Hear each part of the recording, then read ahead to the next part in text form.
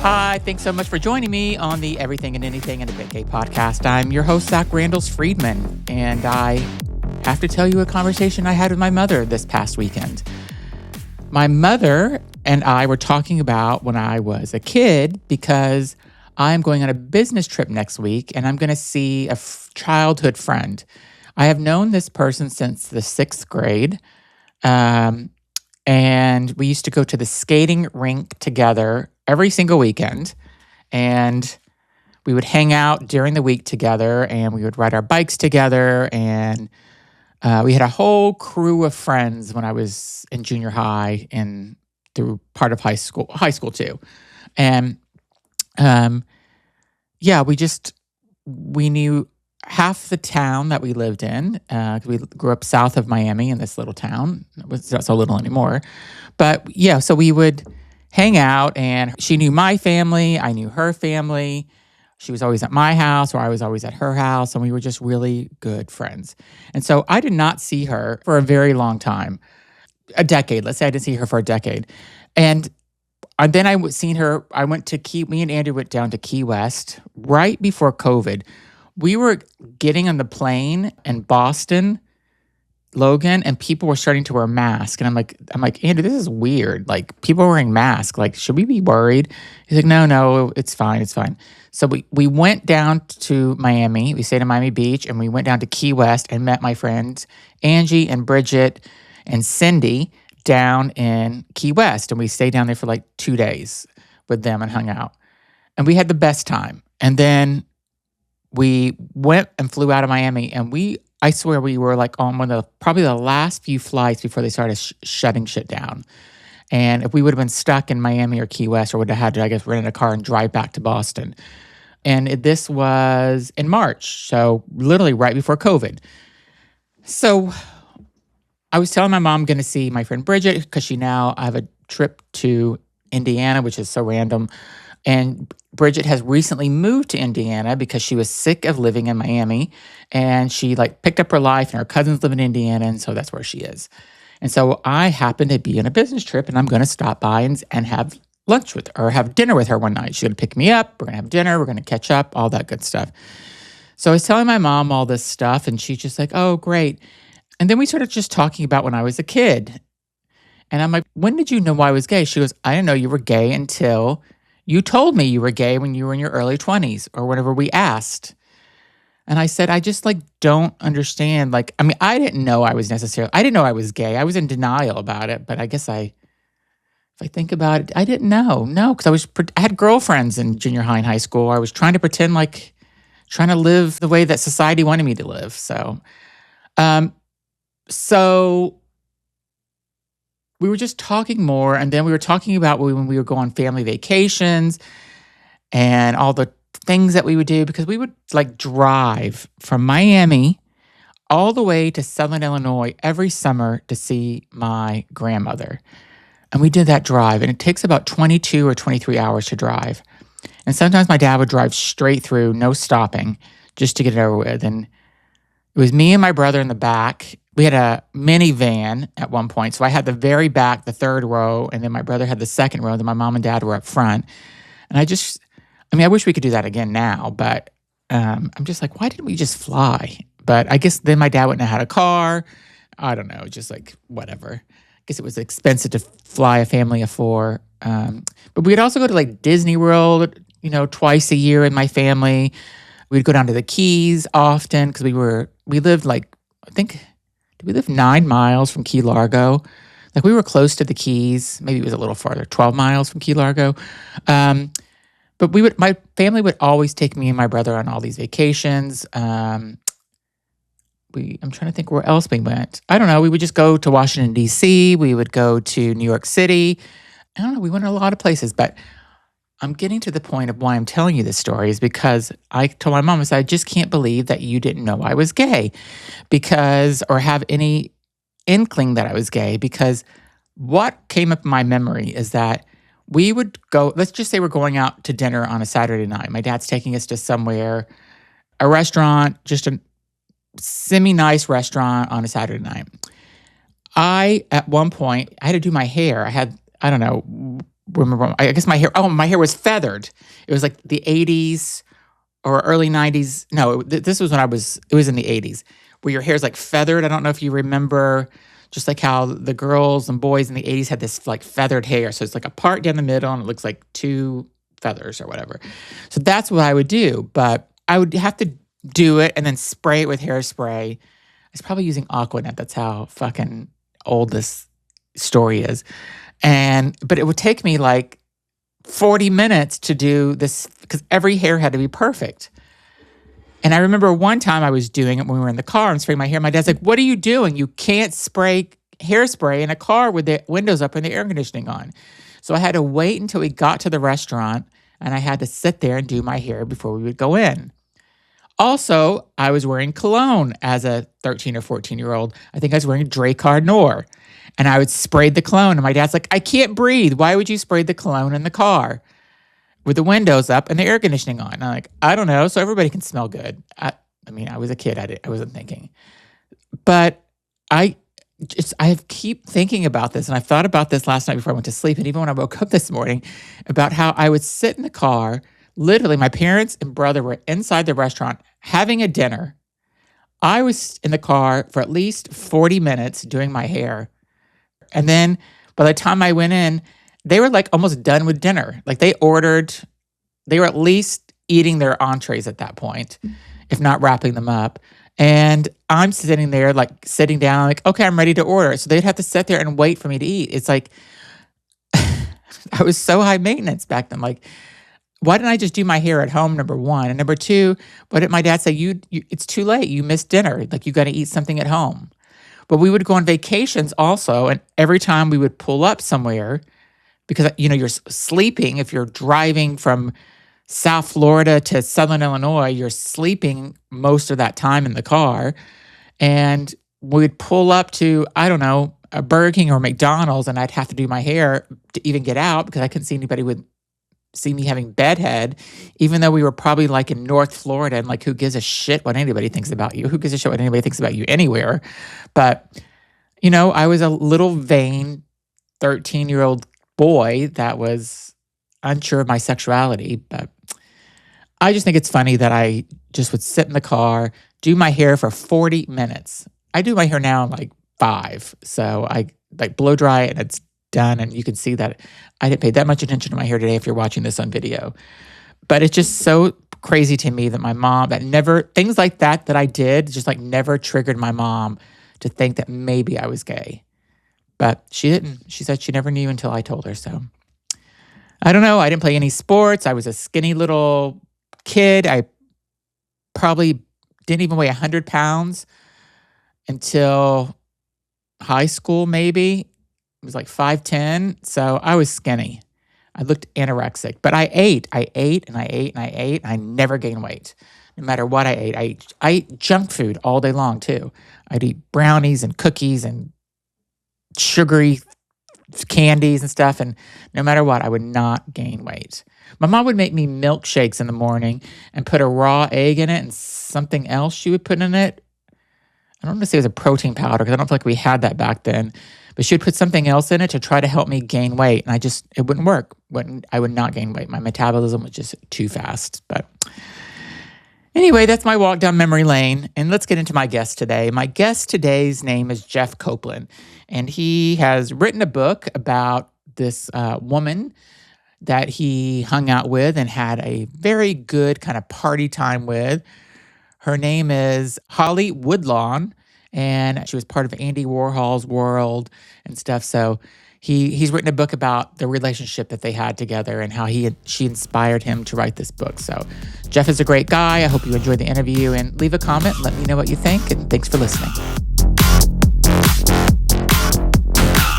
Jeff Copeland came to Los Angeles broke, hopeful, and hungry for life and storytelling, and instead found himself in an unforgettable friendship with Warsaw superstar Holly Woodlawn.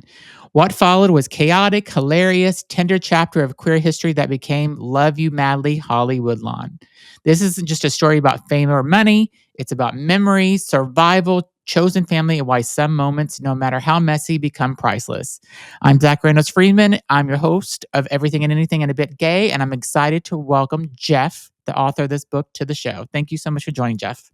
Well, I'm thrilled to be here, Zach. Thank you so much. So before we get into the book, I'd like to kind of step back and you take us back to that moment in time when a broke 20-something kid arrives in Hollywood, kind of with big dreams, obviously going to Hollywood. Like, what did you think was going to happen with your life, or what did you think it was going to look like?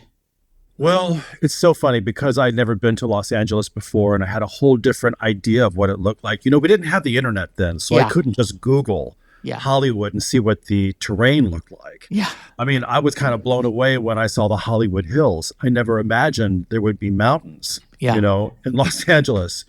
So I was very naive, and my parents lent me money to run off to pursue my dream of working in television. Mm-hmm. They knew that I couldn't thrive in Missouri, and they wanted me to go for the big time. Yeah.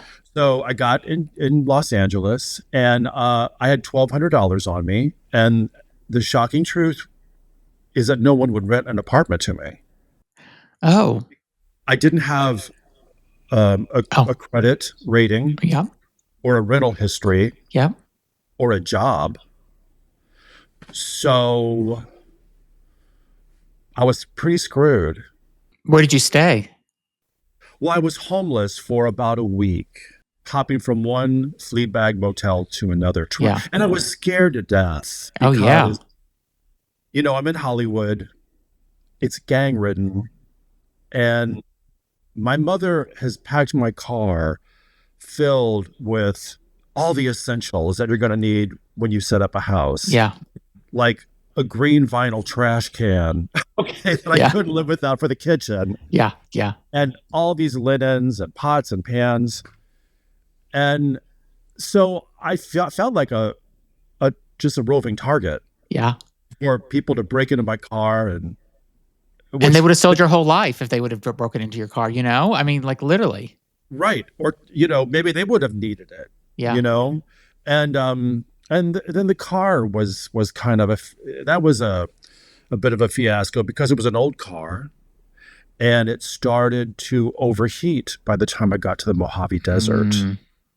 And I had to make the decision. Do I have what it takes to drive this car through the desert with the heater on to keep the engine cool? Yeah.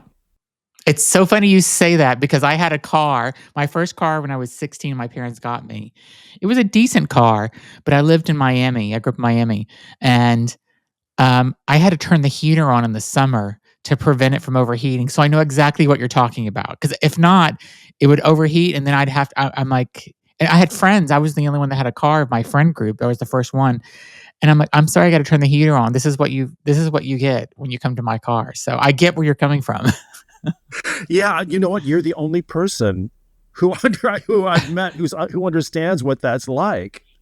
Yes. Yeah. So I had to drive through the desert with the heater on to get to Los Angeles, and it was a nightmare. So by the time I got to Los Angeles, I developed an eye infection from all the sweat that got into my eyes. Mm-hmm. I arrived at night. I couldn't see where I was going. It was just one disaster after another. Mm-hmm. So when you first met Holly Woodlawn, what was your immediate reaction to her? And did you understand right away that she was someone who was this extraordinary and this, famous in a way? No, I didn't. The very first time I didn't even meet her. I just saw her across a room. Okay. And I was captivated by her because I couldn't figure out her gender. I couldn't figure out if that person was a man or if that person was a woman, because it seemed like that person was a little bit of both. Yeah. And at that time, I had been in Los Angeles for 3 years, struggling, floundering, trying to jumpstart a career that wasn't going anywhere. And I got the idea that I needed to make my own movie because I had a friend who made his own movie, and he started getting attention and he started getting work. So this is the 1980s. It was like 1988. The independent film movement was really big Mm-hmm. And a lot of indies were getting a lot of attention. Some were winning Academy Awards. And I really belonged in that movement, you know? Yeah. So that's what I aspired to do, was to make an independent film, but I needed a star for that movie that would give me a lot of publicity, you know? Yeah. And I was smart enough to know that I couldn't get a big star, Mm-hmm. but maybe I get somebody who was on the fringe. And so I saw this person across the way, and I turned to a friend of mine. I said, well, who is that over there? Is that a man or a woman? And he said, oh, that's Holly Woodlawn. She's an Andy Warhol superstar. She's a mess. Okay. But I never forgot that Andy Warhol superstar. I'm like, well, what is that? And it was the next night I was in West Hollywood. I'd gone to my favorite video store, and there was this little gossip rag that was published in the 80s called The Hollywood Kids. Okay. And Holly Woodlawn was on the cover. And so I read her interview, and I was fascinated. And then I went to the video store. They had the movie Trash. I rented it. And I thought, wow, this person is who I need for my movie. Yeah. But I didn't know how to get in touch with Holly Woodlawn. So I called, back in those days, you'd call the operator. Mm-hmm. I think it was 411. 411 was information. That's how you get somebody's number. Yes. Right. So I called 411. I asked the operator for Holly's number, and magically it was listed. Yeah. And so the operator gave me Holly's number, and I called Holly up and bullshitted, told her I was a film producer and I wanted to take her out to dinner to talk about starring in a movie. And she said, well, sure, honey, what time can you pick me up? Wow. Yeah. And so what was it like in the 80s and 90s, early 90s, kind of living in Hollywood? It's much different than it is today, right? I mean, well, first of all, rent was much cheaper. I mean, back then I could get an apartment for $300 a month. Wow. So, but oddly, I was never able to get an apartment on my own. Okay. Ever. Isn't this weird? Yeah. I relied on friends. Okay. Because, and I only had a handful of apartments, but I solved the initial problem of housing by going to a service called Roommate Matchers. Okay. I moved in with somebody, they rented a room, and that got me, settled. Yeah. But Hollywood was real gritty. It wasn't glamorous. Mm-hmm.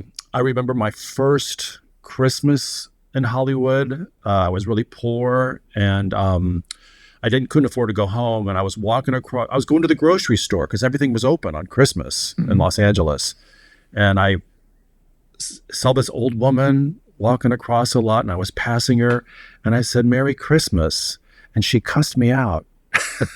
So it was a strange world in Hollywood. Lots of homeless people, a lot of crazy people. Yeah.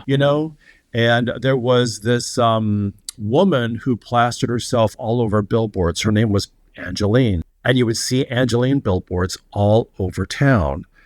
This was the era, where nowadays, because of the internet, people who want attention, they go to OnlyFans, YouTube, right? In those days, if you wanted attention and you were outrageous, you hit the streets, and you'd get your attention on the street corner, waiting for the bus, dressed in outrageous costumes, or putting yourself on billboards, or driving crazy cars, or it was a whole different era. So tell me about your next step with Holly. She's like, tell me when you're picking me up, and you took her to dinner. Was it just the two of you? It was just the two of us. We went to a place called the French Marketplace, French Quarter. Yeah. And that was in West Hollywood. And we just hung out. I told her about this film I wanted to make. The script wasn't written. I didn't even have any money. And if Holly had any sense, she would have just hopped, the bus and gotten the hell out of there. Yeah. Because I didn't know what I was doing. All I had was a lot of nerve and a lot of optimism. Mm-hmm. And what happened I'll make a long story short, was I wrote a script and then I had to raise money for it. Mm-hmm. Okay. Meanwhile, Holly and I are both struggling financially, and she is struggling to pay her rent and struggling to buy food. And I'm in the same boat. And, but I need to raise money, like $10,000 to make this movie with her. And I didn't know how to do it. And so I thought, well, I'll send my script out to literary agents, and maybe they can help me raise this money. Total idiot, right? Anyway, what happened was I did this mass mailing of these scripts with Holly's bio and her photograph attached. Yeah. Right. And about a week later, I got a call from this assistant at a literary agency. Okay. Who had found my packet in the trash. Oh. And what caught his attention was Holly's picture staring out at him. So he went over, he picked it up. My packet was attached. He read my letter, and he called me up and he said, "Hey, you know what? We don't represent screenwriters here. That's not our game. Mm-hmm. We represent book authors. And I think there's a book in Holly Woodlawn." Now, I didn't know how to write a book, but I was so desperate for an opportunity that I thought, I'll give it a shot. And so what that did was that put us on the path of working on Holly's memoir, which was called Low Life in High Heels. Okay. Oh, that's an awesome title. Yeah. Yeah. I don't want to give too much. The thing about this book, Love You Madly, Holly Woodlawn, is the book is a book about writing a book. Okay. Which sounds like a real snooze, right? No.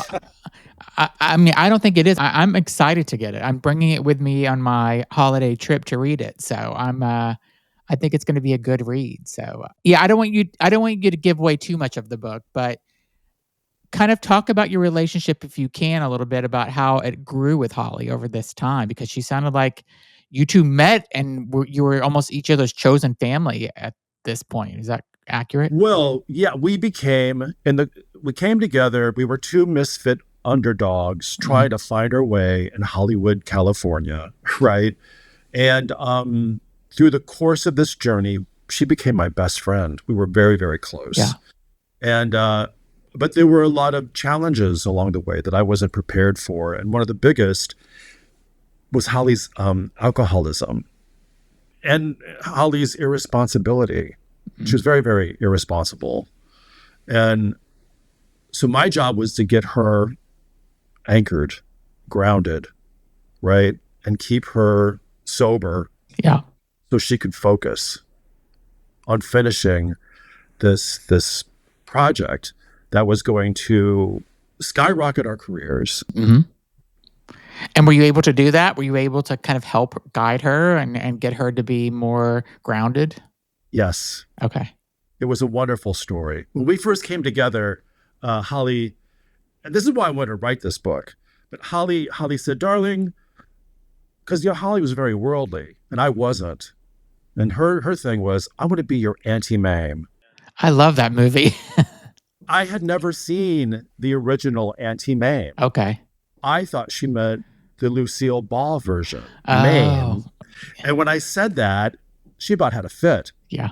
And she insisted that we go to the video store that night and get the Roz Russell version. Yes. And she sat me down and we watched it together. Yes.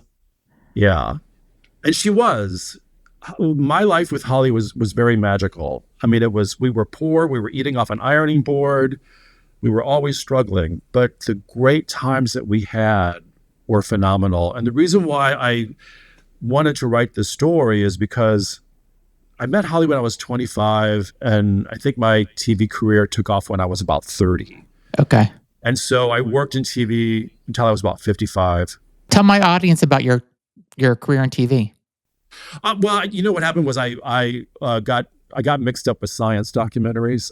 Yeah. So it's not like I was doing Friends. Okay. Yeah. I was doing. I started on a show for PBS with Jeff Goldblum called Future Quest as a production coordinator. Okay. And that led to me becoming a production manager on a Discovery Channel show. And then that led me to, becoming a field director, and then a segment producer, and then a supervising producer, and then a writer producer. And it's just on. So I did, stuff for Discovery, Animal Planet, Learning Channel, A&E, ABC. I did something for Fox about sitcoms. And then for a while, I worked over at Sony Pictures on DVD bonus features. I worked with Gary Shandling. I mean, that's like an amazing career. I mean, I had a ball. Yeah. Okay, so one of my good friends from a science series we did for the Discovery Channel, his name is Stuart Richardson. He called me up and he said, "Hey, listen, I'm working on this DVD project with Gary Shandling, and we're gonna do a shoot with Carol Burnett. Wow. We need help. Would you like to come on board?" I'm like, "Oh my God, Carol Burnett? You're not going to say no to that." Yeah. So of course I hopped on board, and that it was supposed to be a 6-week gig, but because Gary was so methodical and he was such a brilliant creative guy, this 6-week job turned out to be a 2-year gig. Wow. Yeah, which involved, Sharon Stone, Bruce Willis, Ellen DeGeneres. It was phenomenal because we were covering the Larry Sanders Show and all his guest stars. Yeah. So we were interviewing all these great people. But we go over to Carol Burnett's condo, and Carol Burnett, when she does a shoot, she likes to do all her shoots in one day. Okay. Let's just get them all done. Okay. Yeah. So we're going to do a shoot for Gary Shandling. We're going to do a shoot for the TV Land Awards, and we're going to do a shoot for the LA Times. Mm-hmm. And this was crazy. Gary at that time was shooting everything documentary style, cinema verite. Mm-hmm. We have cameras running, and there's, they're just running around covering everything. And Carol Burnett shows up, and she has the whole cast of the Carol Burnett Show with her. Wow. Vicki Lawrence, Lyle Wagner, Tim Conway, Harvey Korman. It was amazing. I think I was in Los Angeles until I was 57 years old. So what is that, 35 years, something like that? 25 years. Of all the years, okay, all the experiences, that shoot with Gary Shandling and Carol Burnett was, and meeting all those legends. Oh my God. It was it. Yeah. Yeah. It was the peak. Yeah. Yeah. Amazing. Yeah. But I wanted to write about Holly because even though I had these really fun, good jobs, well, most of them were good jobs. Some of them were real, lemons. Yeah. But nothing compared to the wonderful experience I had with Holly Woodlawn. I mean, that was phenomenal. So, it sounds like you had a lot of there were some challenges with her alcoholism and stuff, but it sounds like mostly you had great times with her. It was joyful times. Is that accurate? Absolutely. Yeah. I had a lot of joy. It was a lot of fun. And that's what I chose. That's why I want to write about it. And that's what I chose to celebrate. Yeah. Because things, the irony is our greatest success kind of ruined everything. And it goes into that in the book. Is there anything when you were writing this book that you weren't honest about or you didn't want to talk about that you wish you would have? No, I laid it all out. You did. I pretty much, not in a way that's bad taste. I'll tell you one thing I do talk about that, and the way I do it is kind of over the top. This is really insulting, okay? Whenever people found out that I was working with Holly and they found out that she was transgender, they always asked, did she cut it off? Okay? They always, they wanted to know, did she cut it off and what bathroom did she use? Are you kidding me? So when I address that in the book, I do it in a way that is really kind of a subversive fuck you. Yeah. Yeah. Is this? Oh, by the way, sorry, I said that F word with a PH. Oh, you can say whatever Okay, you want on this. You can say whatever I you say want on the this F show. word with a PH, folks. So Yeah. No, you can say fuck and what you can say whatever you want on this show. So okay, all right. But yeah, so I didn't hold back. I talk about everything. good. I talk about whether she cut it off, and yeah, I mean, was she insulted by things like that, or was God, she was just like whatever? I don't, no, very highly insulted. yeah, Holly did not like being, you know, objectified, yeah, and Holly didn't like being labeled. What difference did it make? She would say, What difference does it make if I'm a man or a woman? What does yeah, it matter? I'm Holly. yeah, Why do people have an issue with trying to figure out if I'm a man or a woman? Because yeah, really, the truth is, Holly was gender fluid by the time we came together. yeah. You know, When you think about kind of Hollywood, like when you arrived there, and it was obviously a different time in Hollywood where you talk about how it was just different. But a lot of people were going there, and I guess this is true today that people go there with no money and they do these kind of things to try to become, there's so many people want to become famous, but now there's reality shows that people can go on to try to be famous, and you have social media that can help people maybe become famous. You didn't have any of that, right? So you didn't no, have reality shows, you didn't have Instagram or YouTube or anything to kind of get yourself out there or to even research people, right? So right. do you think that magic is still in Hollywood today the way it was whenever you first went?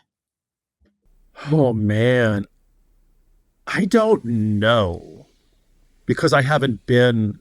I don't know what it would be like to in 2025 to go Yeah. out and have to hustle.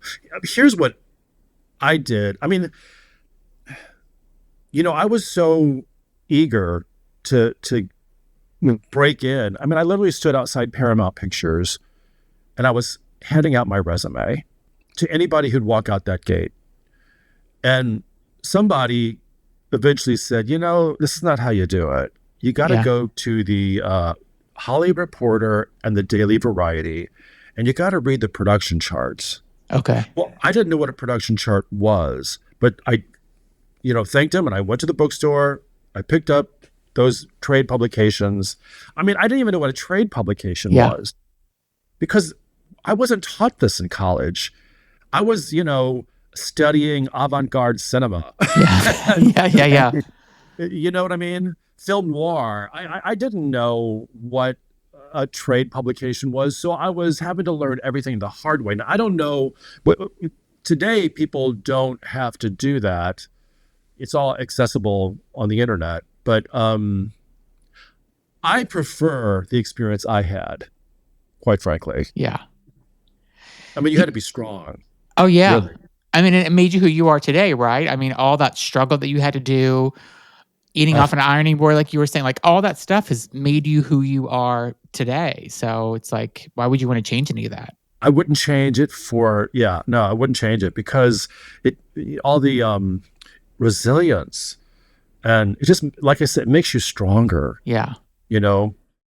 Did Holly introduce you to a whole group of amazing characters and stuff that you just like never would have met if you didn't know Dear her? God. Yes.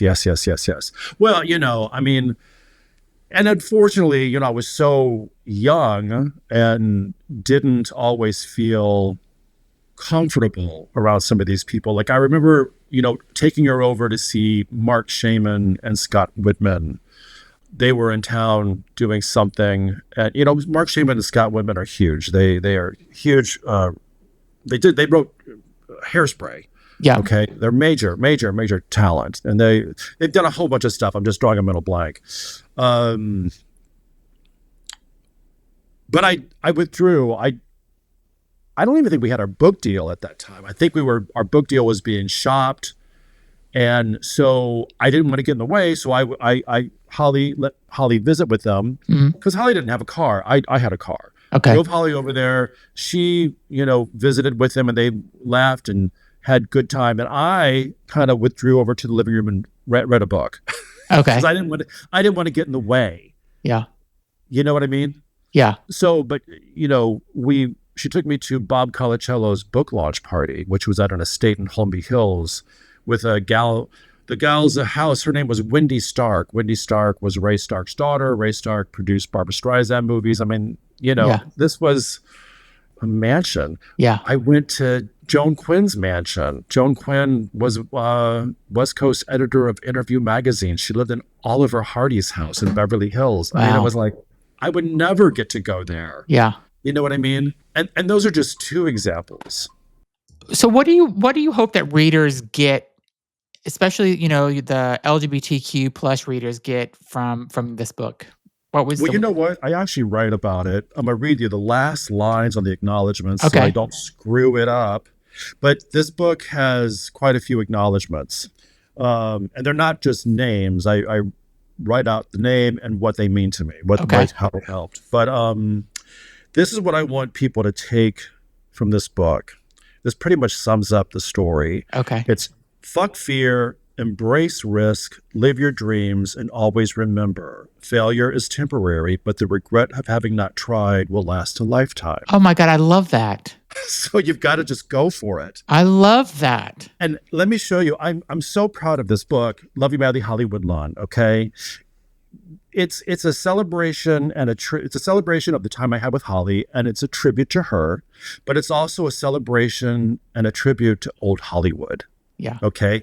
And what I decided to do, and thank goodness Feral House was on board with this, they're my publisher. Mm-hmm. Each chapter kicks off with a montage of old Hollywood images. Awesome. And all these images they foreshadow things to come. Okay? Amazing. Yeah. And every chapter, they're just beautiful. And it's just a great, I don't know, like black films, for instance. Yeah. Have a whole chapter montage about black films that a lot of people don't even know about these. They don't know. I love that. Yeah. So I wanted to kind of shed some light on forgotten Hollywood. Yeah. In a very subtle way. So tell me how writing this book has changed how you see your own life and accomplishments. Well, okay, so what happened was, my career was pretty much over in my late 50s, my mid 50s. I'd gone off to Sony Pictures. Working with Gary Shandling led to a wonderful corporate job over at Sony Pictures, where basically what I was doing is putting, movies and TV series on Hulu and Netflix, okay, and all those online streaming platforms. And it was a great job. I really enjoyed it, but it totally derailed me from what I really wanted to do and what I should have been doing, which was writing and producing. And then when that job ended, I wound up working on a Lisa Gibbons series called America Now. Okay. And I was a lead story producer. And then, we got nominated for an Emmy, and then we got canceled.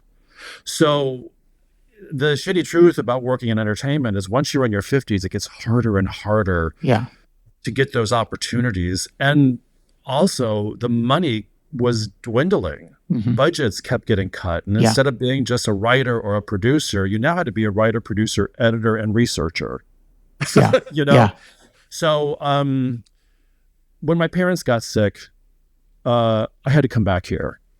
And it was too much of a train wreck. My sister couldn't handle it. So I moved back to Missouri in 2019. And then COVID hit. Oh, yes. Right. So here I am out here. Yeah. I didn't know what to do with myself.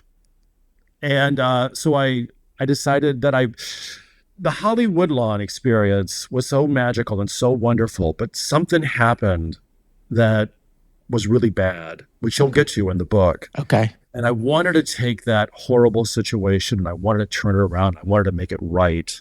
Okay.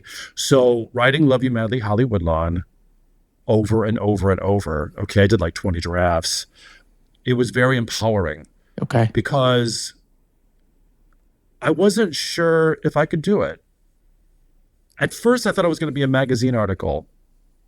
The idea of writing 400 pages was overwhelming. But that's exactly what I did. And then when it got published, my editor, we cut about 100 out. Okay. Yeah.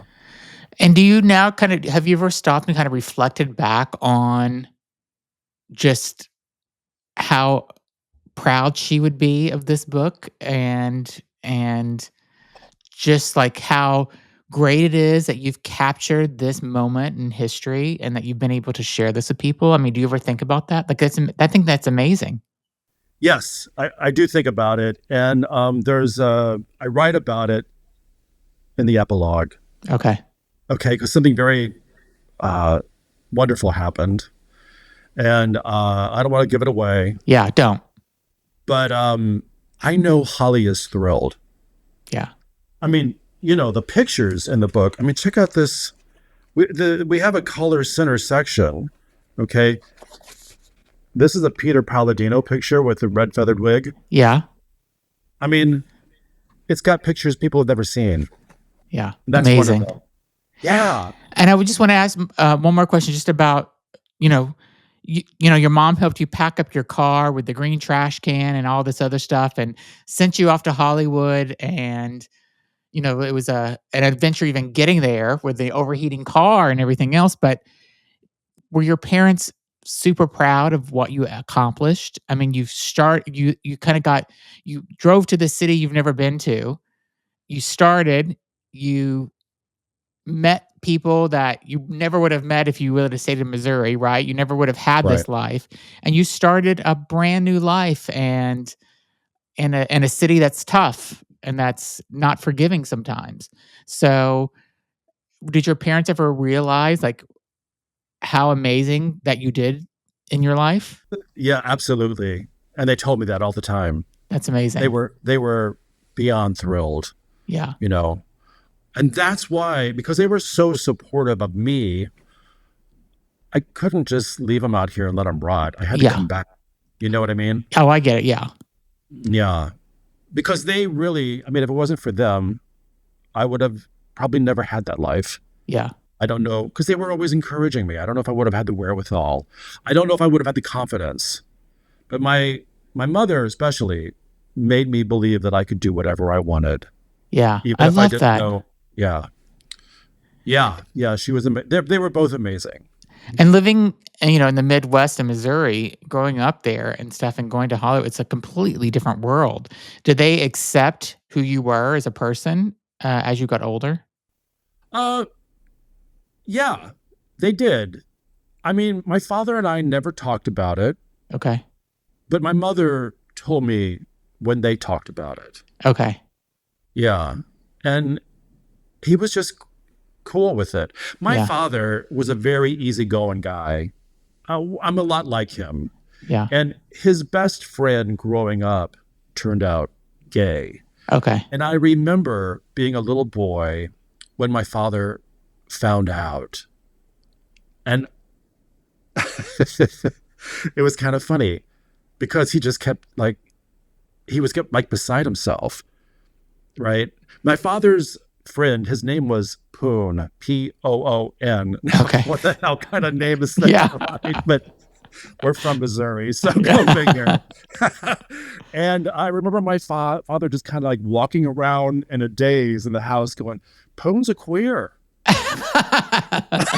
Poon's a queer. And he didn't, I mean, they were still best friends. Yeah. But he was just kind of like, wow. I think it was very eye-opening for him. Yeah. Yeah. Which was important for him to see that, hey, your best friend is a homosexual. You would have never known it. And he's the same guy as he's always been. Exactly. You know what I mean? Yeah. That's amazing. Yeah. I mean, whenever my, God, I don't even know how my parents didn't know. And one day I came home and I ended up having to move back in with my parents in college because I had a roommate situation that I needed to get out of. I was living in Miami Beach and had to move back home with them. And my dad got me a job at his company. And so I had platinum blonde hair and 4 earrings in each ear. And I was a club hit kid. And wearing blue vinyl pants out and platform shoes and going to South Beach 7 nights a week.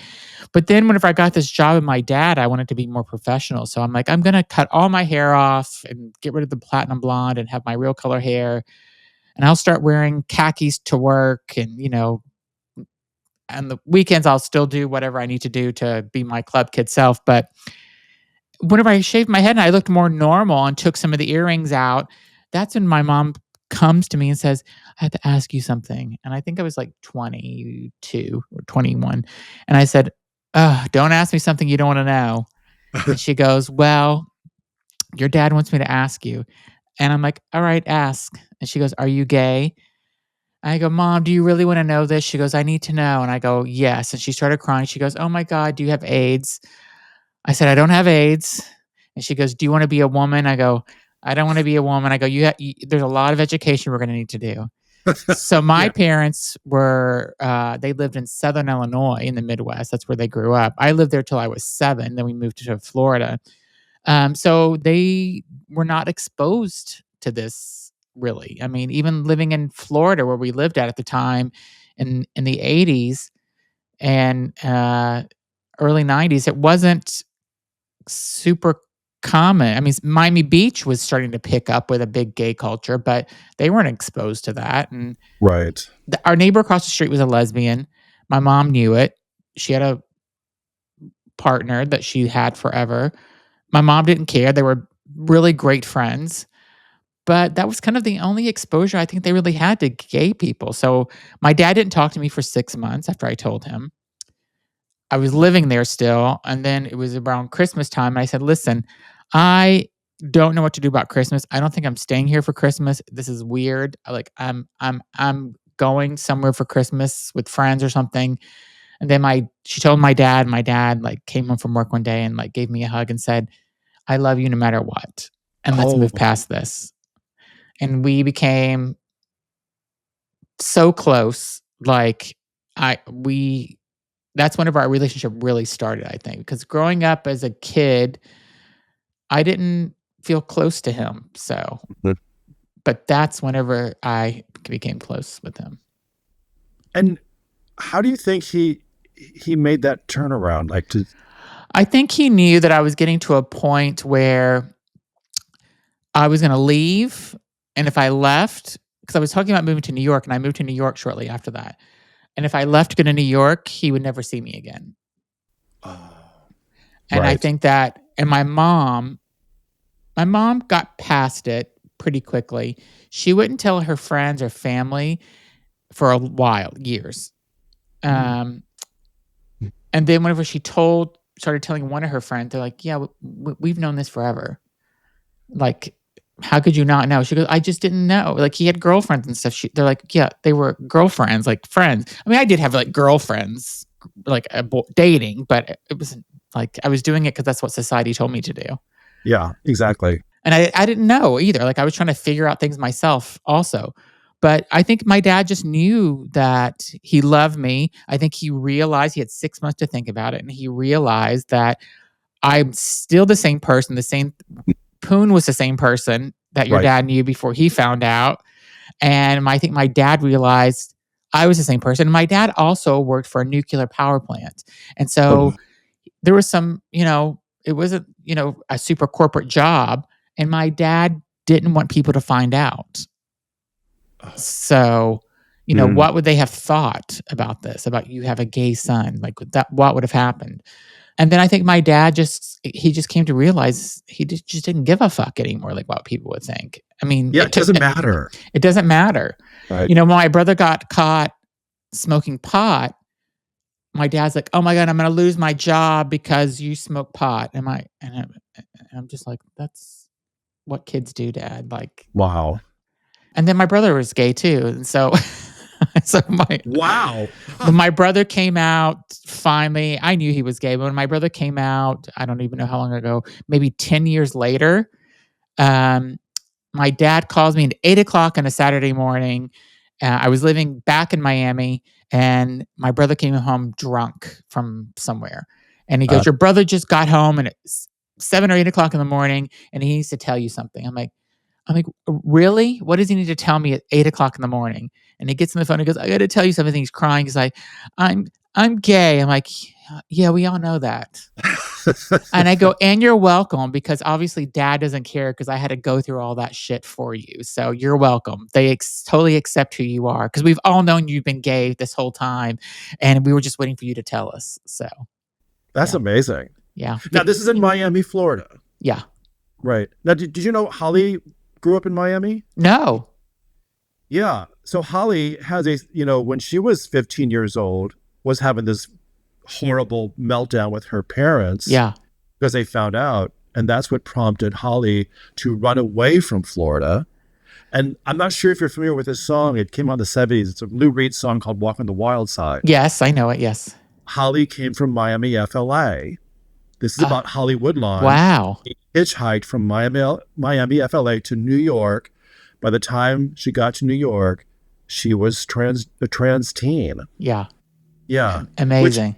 I think Holly's a prime example of why DEI initiatives are so important in our country, because if a child is not, accepted for who they are, they're going to lash out. Yeah.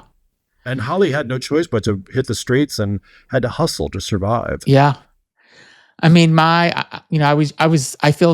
couldn't imagine my life without my parents, in it. Especially after, I think there was a time where I'm like, okay, if my dad doesn't want to talk to me anymore because I'm gay, then I'm done. And I was almost to that point. And thank God he didn't, because we became so close and I loved him so much. I loved him growing up and stuff, but we were just so different. I wasn't, I remember he tried to teach me how to change the brakes in my car. And I'm like, I'm never going to do this. He goes, one day you're going to have to. I'm like, I'm never going to do this. I will take this to a mechanic to do it. I'm never going to change brakes in a car. And he made me do it. That is hilarious. And so we're sitting in the driveway of our house in Florida, and he's sitting there trying to make me do this. I'm like, he's like, my father taught me how to do this. I'm like, yes, but did you ever do it? And he goes, well, no, but I knew how. I'm like, but I'm never going to do this. I'm going to have money one day, and I'm not going to, It makes me laugh because I literally had to change the brakes on Holly's car. Because we were so poor. Yeah. I literally learned to change the brakes by a Reader Digest automobile manual because we didn't have the money to pay for it. Yeah. Yeah. Isn't that crazy? That is crazy. But your father, it's funny that he would do that, want you to learn. I wish my father had done that for me. I hated it. And then there was other things like that he would try to show me how to do. Well, it's a drag. Yeah, and I'm sitting there in fun in that. I'm sitting there in the Miami hot sun in our driveway with my car jacked up with a tire off, trying to change the brakes. So I'm like, what the fuck is going on here? It is awful. That is not a fun thing to do. No. But you know what? If I ever had to change my brakes, I do know how to do it, though. I have to say, because of my father. So the more you know. The more you know. Well, Jeff, you have been an amazing, amazing guest. So thank you so much for being on. I am going to put how to get your book in the description of this podcast or video, however people are watching it. Thank you. Love you madly. Holly Woodlawn is the book. Again, mine's coming tomorrow from Amazon. I will put a link to it so everybody else can order it. And I think your life is fascinating. And I'm really so happy you got to share it with me. Well, thank you. I should mention that you can get signed copies at barrelhouse.com. I will put a link to that too. And they're running it on sale. So, okay. Yeah. So thank you so much. Yeah, thank you so much. You're amazing. And I'm thank you again for sharing your story. My pleasure.